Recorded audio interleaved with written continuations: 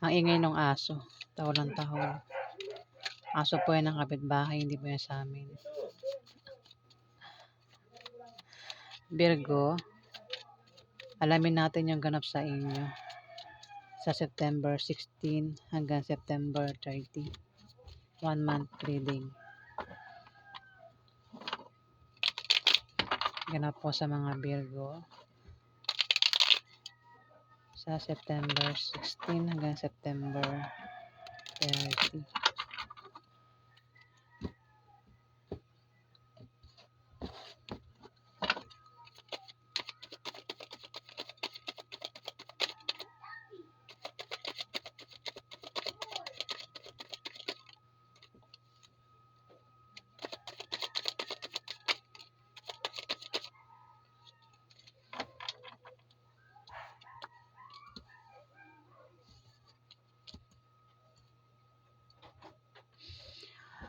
May 3 of Cups dito, Virgo.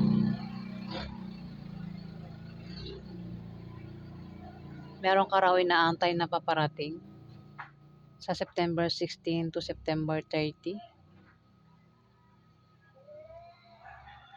Pwedeng resulta o wish na magkakatotoo, Virgo. O maaaring may pagdiriwang na paparating na patungkol sa iyo o maaaring patungkol sa pamilya nyo, Virgo. Di lang ikaw yung nag-aantay, kundi tatlo kayo dito.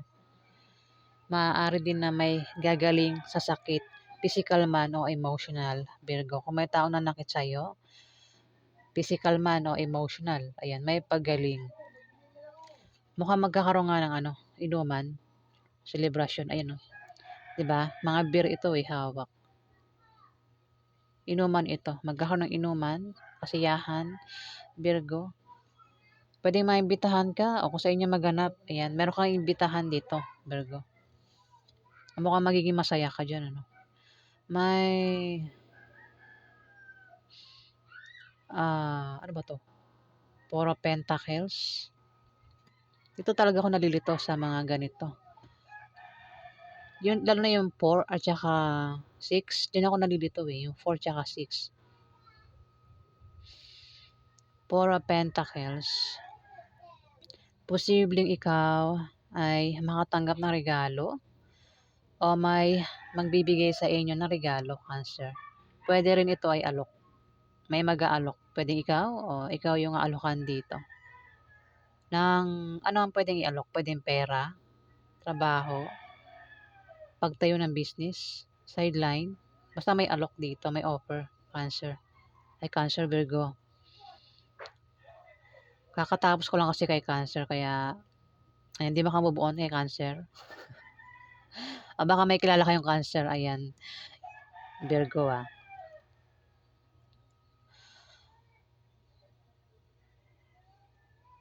O maring maring kayo ay makatanggap ng pamana. Wala kayong problema sa pera. Ayun, ang laki Puro pera to Virgo. Maraming pera si Virgo. Walang problema sa pera. Ang lalaki ng pera yan Dito, 7 of Pentacles. Kung ikaw ay may pinaghihirapan o pinagtatrabahuhan, Cancer, maring makita mo na yung resulta ng kasipagan mo at pagtiyatiyaga mo sa kalating buwan ng September. September 16 to 30.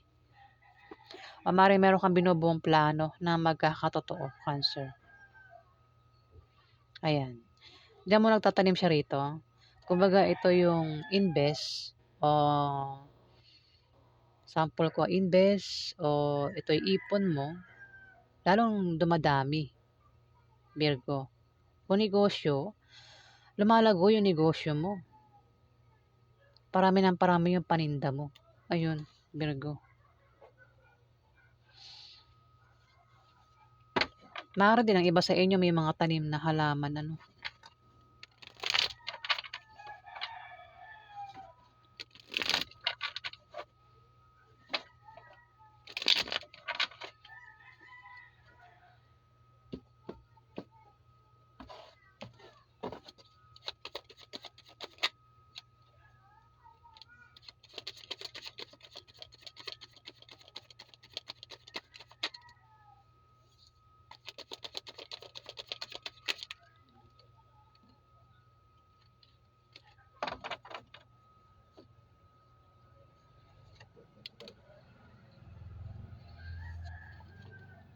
Ace of Cups. Hmm. Ikaw daw ay makakaramdam ng kasiyahan, kagalakan, o maaaring ikaw ay magkaroon ng kasaganahan sa material na bagay o kasaganahan sa pagkain, Virgo, sa September 16 to September 30. Ayan o, ang dami. Ang daming cups o. Ace of Cups. Huwag mukhang ang ganda ng mga meaning ah. Nakita mo sa picture, ang dami oh. Pwede rin may alok dito ng, pwedeng makatanggap kayo ng pagkain o gamit, Cancer. O kayo yung magbibigay dito, mag-o-offer. Ang dami yung nag-uumapaw oh. Wala rin problema sa pera. Si Virgo. May Emperor dito. Pwede ikaw ito, Emperor. Pwede rin naman na hindi ikaw ito. Ang Emperor, ito yung makapangyarihan at maimpluwensyang tao. Pwede ikaw yan. Ayan. Pero kung hindi ikaw ito, meron kang kasabwat na Emperor. Isang taong makapangyarihan at maimpluwensyang tao. Virgo. Kung ikaw ito, maaari din na kayo ay kampante lang sa September 16 to 30. Maaari din na kayo ay magkaroon ng katatagan sa kalahating buwan ng September. September 16 to 30.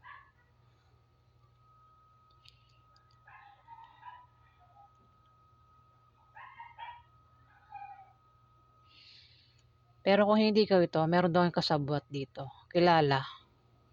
Kasabwat. Kung titingnan mo sa picture, ang emperor na ito, puno. 'Di ba? Puno 'yan, 'di ba? Tingnan mo yung mga ugat siya rito.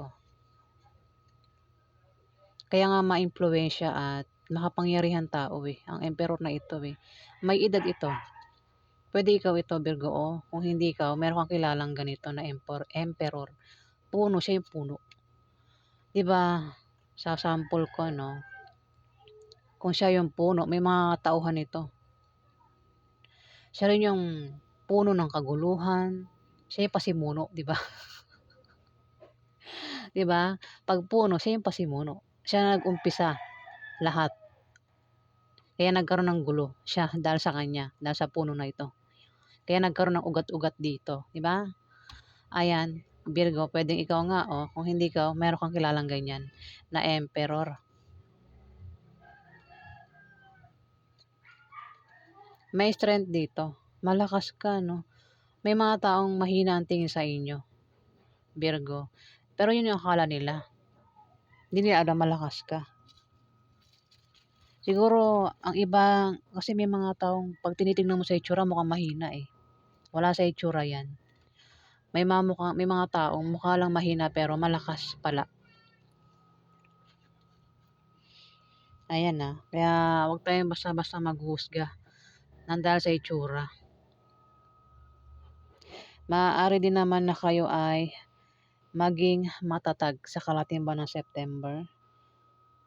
Kung meron daw kayong posisyon, huwag nyo raw abusuhin yung posisyon nyo, Virgo. At magtatagumpay daw po kayo sa anumang suliraning darating sa inyo, Virgo. Kung babasahin natin sa picture, baka magkaroon ng away kasi parang galit ka rito, Virgo. Baka yan ay sa sa kasiyahan maganap, inuman. Ayan. Yung alak, wag ilagay sa ulo, sa tiyan lang para hindi magkaroon ng away.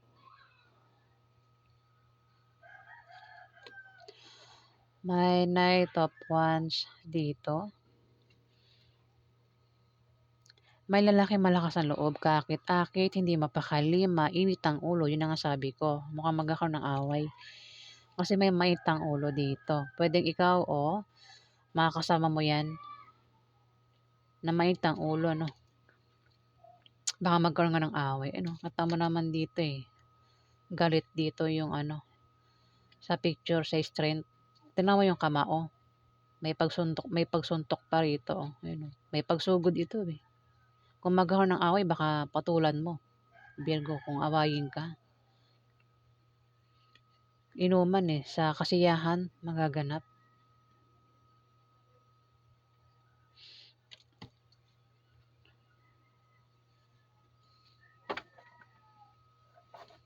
Kasi mahina ang tingin. Kumbaga maliit ang tingin sa'yo nito, eh.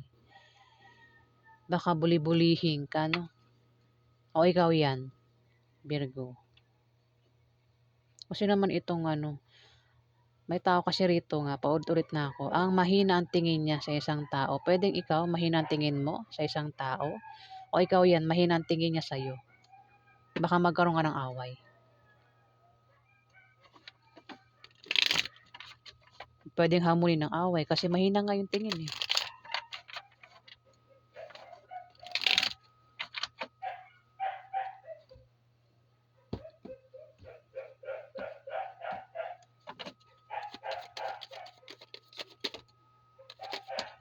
Oops.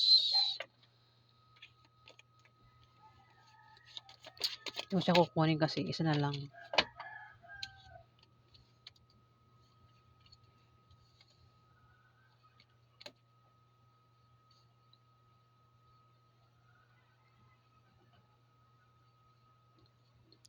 Eight of Pentacles. May darating daw sa inyo na bagong kasanayan o kaalaman. Puwede rin na kayo ay maging busy sa trabaho nyo, sa negosyo nyo, o sa loob ng bahay nyo, o kung ano man yung pinaghihirapan nyo rito, magiging busy raw kayo dyan. Puwede rin sa mga alaga nyong halaman, naging busy kayo. Magiging busy raw kayo dito. Dito, ayan. Ang bilis ng ano, eh, dito.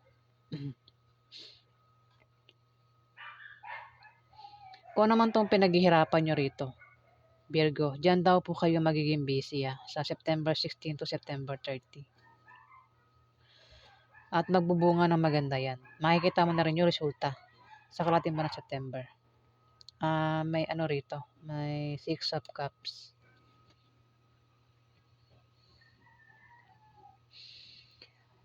May tao ka raw na nakaaway.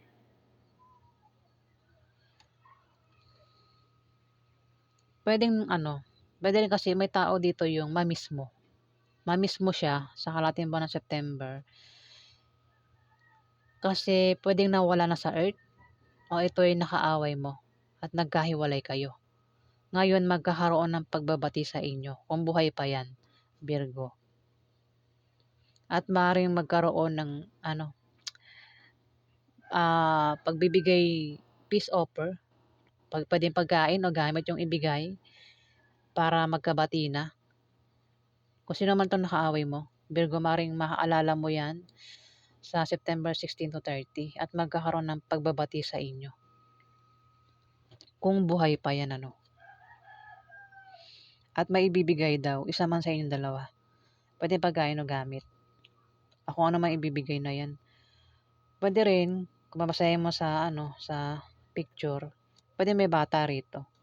Puwedeng isang bata yung nakaaway mo, ayan. O wala 'yan sa ano, bata, matanda, basta may tao, kung sino man nakaaway mo, siya 'yan. O ito ay baka ikaw ay makatanggap ng awards o rewards sa kalahating buwan ng September. Ayan, The Hermit, Emperor, tumapat. Ang iba sa inyo ay nagbabalak magpakasal at ang iba naman sa inyo kung kasal na, nagbabalak mag-divorce. Puwede nakaaway nyo, Virgo, baka isa kang babaeng Virgo. At may Emperor dito, puwedeng asawa mo itong Emperor. Puwedeng 'yan, baka nagbabalak kayong mag-divorce o i-divorce ka ng taong ito o i-divorce mo sa kalahating buwan ng September. Puwede rin naman, binasa ko lang sa picture yun, ang meaning ng hermit, May matalinong tao ang magpapayo sa inyo. Pwedeng isang emperor. Kung ikaw yung emperor, pwede ikaw meron kang papayuhan. Maaari din na maging busy ka sa kalating buwan ng September. Kung maging busy ka raw, sinasabi ng card na maglaan ka ng time para ikaw ay makapag-isip mag-isa, magpahinga. Kung meron kang pagdidesisyonan, Virgo, huwag kang basta-basta magdidesisyon. Baka yun, pinagdidesisyonan mo na ikaw ay makipagbati sa isang taong nakaaway mo. Virgo, sa kalating buwan ng September. Pero sabi ng card, huwag ka raw basta-basta magdidesisyon. Magpahinga ka muna. At kumbaga, pag-isipan mo daw bago ka magdesisyon, Virgo. Pasensya na po kung hindi buo yung words ko, ano. Ganito po talaga ako, parang stress kasi ang ingay ng paligid. Ayan, so yan po ang ganap sa inyo, mga Virgo, sa kalating buwan ng September. Alamin natin yung mensahe sa inyo ng mga angels nyo. Yung gustong iparating sa inyo ng mga angels nyo. Ano po yung gustong sabihin ng mga angels sa mga Virgo sa September 16 hanggang September 30.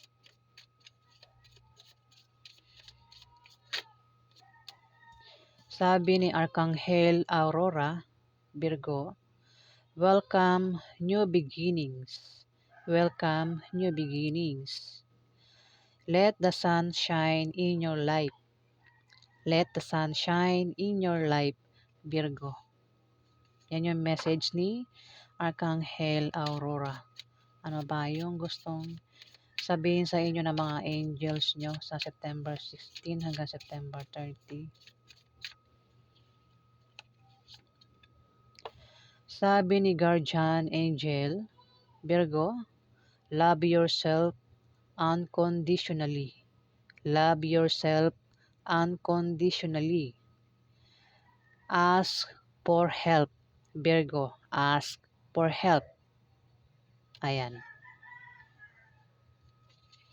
Ano pa yung gustong sabihin ng mga angels nyo? Virgo. Sabi ni Archangel Mary, Mary,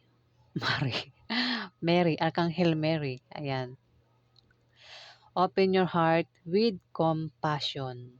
Open your heart with compassion. Enfold others in love. Enfold others in love. Virgo. Ayan. Yan po yung gustong sabihin ng mga archangel. Ng mga angel sa inyo. Ayan. Virgo. Sa September 16 to September 30. Ayan. Pasensya na po kung ako po ay mali-mali sa pagsasalita. Ganyan po talaga kapag ako ay nagugulo. Kailangan ko talaga ng tahimik na lugar. Ayan. At maraming salamat po sa mga subscriber po. Salamat po kung nagustuhan niyo aking reading. Huwag kalimutan mag-like at mag-subscribe sa hindi pa nakakapag-subscribe. Ayan. Maraming salamat guys.